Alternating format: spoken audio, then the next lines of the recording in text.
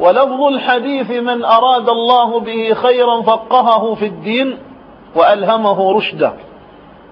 وله لفظ آخر من يرد الله به خيرا يفقهه في الدين. الحافظ ابن حجر العسقلاني في فتح الباري عندما شرح هذا الحديث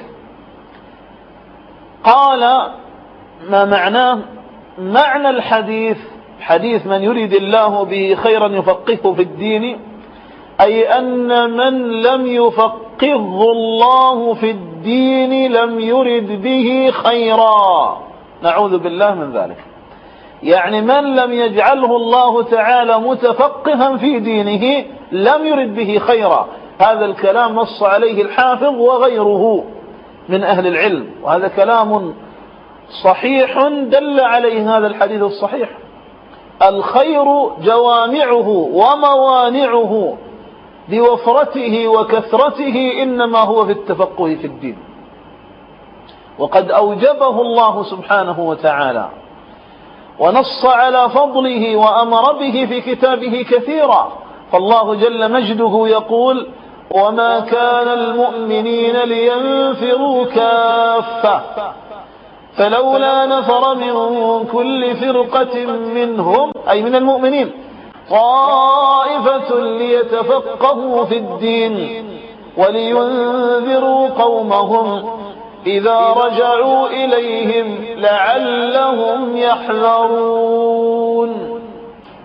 والمعنى أن المؤمنين لا يمكن أن يخرجوا جميعا من ديارهم لطلب العلم، هذا متعذر، والله تعالى لا يكلف، كما قال: لا يكلف الله نفسا إلا وسعها، لا يكلف الله نفسا إلا ما آتاها.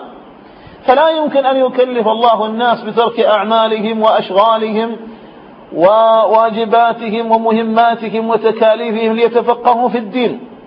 لكن يقول: فلولا نفر من كل فرقة، أي فهلا نفر من كل فرقة منهم طائفة مجموعة ليتفقهوا في الدين، يعني لا يخرجون إلا للفقه، ولينذروا قومهم بعد رجوعهم بعد تفقههم، ولينذروا قومهم الذين حبسهم العذر عن الخروج، ما كلهم خرجوا، حبستهم أعذار المشاغل والأمراض وغيرها عن التفقه في الدين، ولينذروا قومهم الذين حبستهم الأعذار إذا راجعوا إليهم لعلهم يحذرون.